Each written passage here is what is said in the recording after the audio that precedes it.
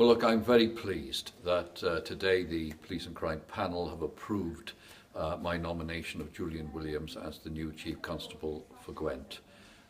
He clearly enjoys the confidence of all the members here as well as myself.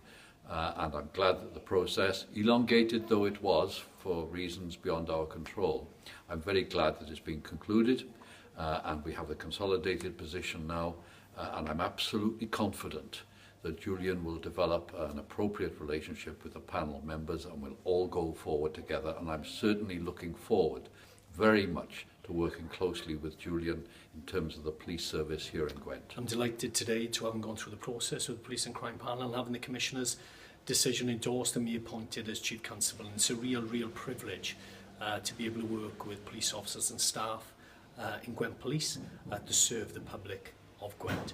There are challenges ahead.